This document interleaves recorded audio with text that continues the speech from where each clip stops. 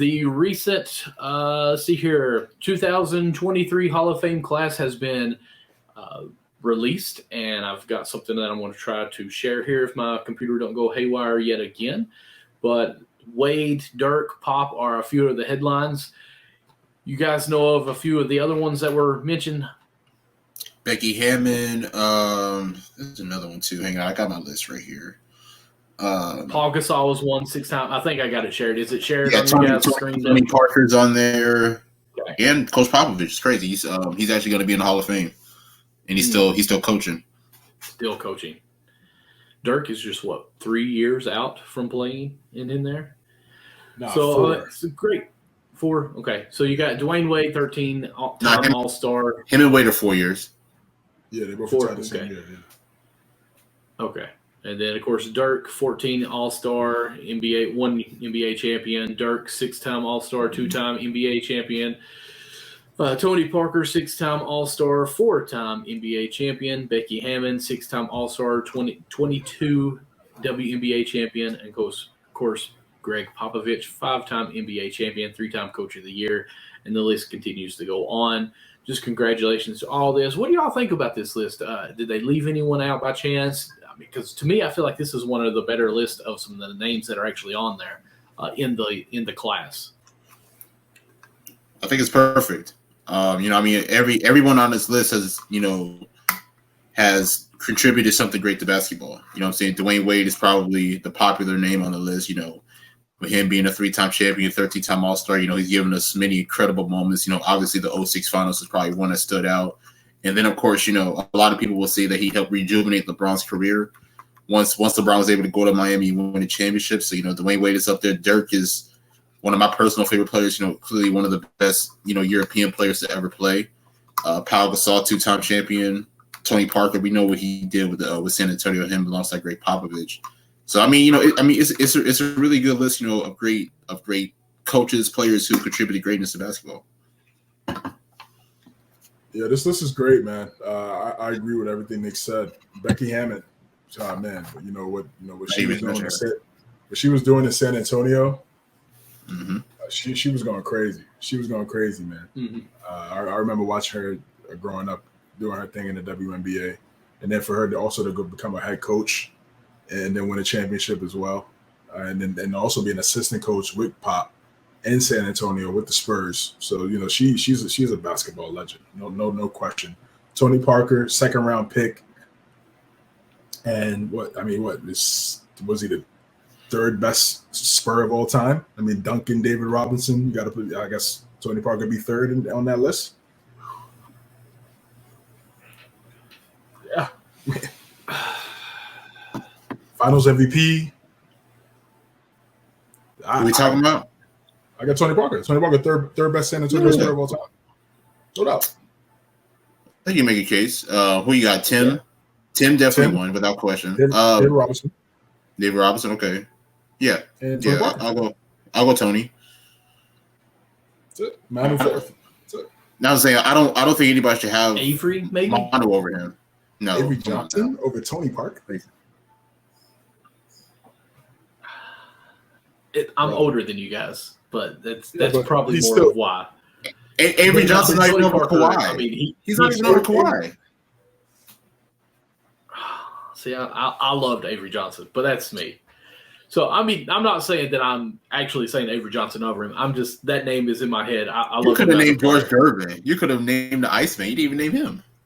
I forgot about the Iceman. I'll probably still go Tony Parker. I loved his defense, but... Yeah, this is a great list, man. This is a great list. Pau Gasol, he was one of the most underrated players in the league, and he goes to the Lakers, wins 2 championships with Kobe, 3 finals appearances, two in a row. Just got his jersey retired. His IQ, man. Looking back and watching some of those games with him and Kobe, man, he could have been the primary guy in the triangle. He could have been the roller, off ball in the triangle. His IQ was exceptional. The timely shots, the timely buckets, the mid-range. Just imagine Pau today. Imagine Pau in today's NBA. Oh my God. With the ball handling, the passing, like, come on, man. Yeah, it's like Sabonis. Yeah, Sabonis, Jokic, right in that realm, right in that family. That's kind of what he was doing back then, in the early 2000s. What he did with the Grizzlies, and then ultimately, like I said, going to the Lakers. Dirk, drafted in '98, won the MVP, was a scoring machine. The question was, could he ever win a championship? Right, that was a big question. Lost to Wade in the finals in 2006, like Nick talked about. That was their shot. I believe they were up 2-1 in that series, and lost. A lot of people 2-0. 2-0. Okay, and a lot of people talked about that series being questionable because of the fouls and things like that. But they didn't win. Avery Johnson was the head coach of the Mavericks. Ironically enough, Avery Johnson getting love on the pod. There we go. But then Dirk, it was murky. They traded Nash, ended up being the worst decision they ever did. Second worst is trading Jalen Brunson. We're not re-signing Jalen Brunson. Just saying. Got to throw a little shot at Cuban. And Dirk, 2010, 2011. I mean, the run he went on, they beat the Lakers, who went back-to-back. You beat a young OKC team who was on the rise with KD and Russ and James Harden. And then you go to the finals, and everybody thought they were going to lose. There's this an easy win for LeBron, Wade, and Bosh. This was the start of everything. This was the start of the not one, not two. The ring talk, and Dirk just shut that all off. He really did. That playoff run he had is probably one of the most dominant playoff runs I've seen from a player in my lifetime. No doubt about it. No doubt about it. Just the one-legged faders, going to the basket, his ability to knock down free throws. He was a high 80-90% free throw shooter at his size, exceptional. Top 10 scorer of all time, exceptional. Really the founding father of the stretch four. Mm-hmm. Really, I mean, we think about when you first think about stretch four, that's the first person I think about is Dirk. So he's a legend. He's a legend. And then Dirk paved the way for a lot of these bigs today. With the perimeter scoring and stuff. No doubt. Easily top five international player of all time. And Dwayne Wade, Marquette, because shout out to the Heat, and just the defense. I believe he has the most shot block. I believe he has the most shot blocks as a guard in NBA history.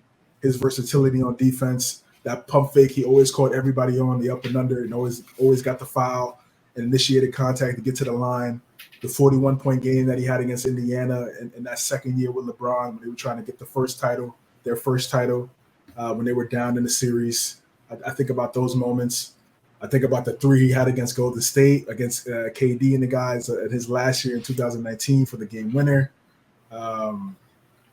The shot against the Bulls, where when he made the shot and ran up on the scores table and said, "This is my house." Iconic. Dunking on Virgil, dunking on Kendrick Perkins. The steal and running on the baseline, putting it between the guy's legs, getting back in bounds and getting the and one. Special. Flash, one of the greatest players I've ever seen. This is a premium class right here, man. And I forgot Pop. I mean, it speaks for itself. Pop, 3-time Coach of the Year, 5-time champion. The amount of international players he brought to his team that just brought so many different eyes and to the game from a global standpoint. The defense, the playmaking. When I think about supreme ball movement, I always think about those Spurs teams, the way they move the rock. Giving up, passing up on good shots for great shots. The defense. Yeah, Pop's one of the greatest. So yeah, this is a great class. This is a great class, man, and very deserving for all those guys at the top. And one thing about Pop that I think doesn't get noticed a lot or mentioned a lot is his class. We're saying class quite a bit, but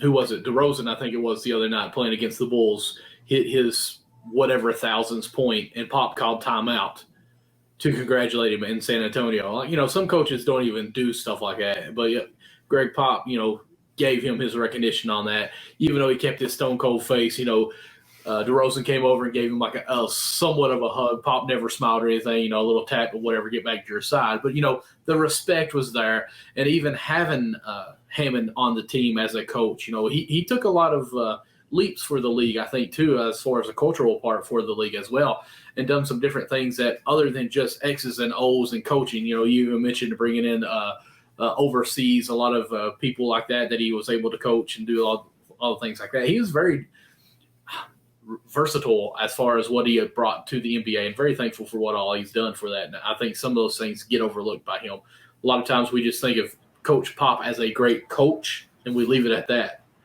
So I'm glad he's in the Hall of Fame, obviously. One of the, I would say, forefathers of what the NBA is today, of what all he's brought in the past 2 decades, maybe even 3 decades, really.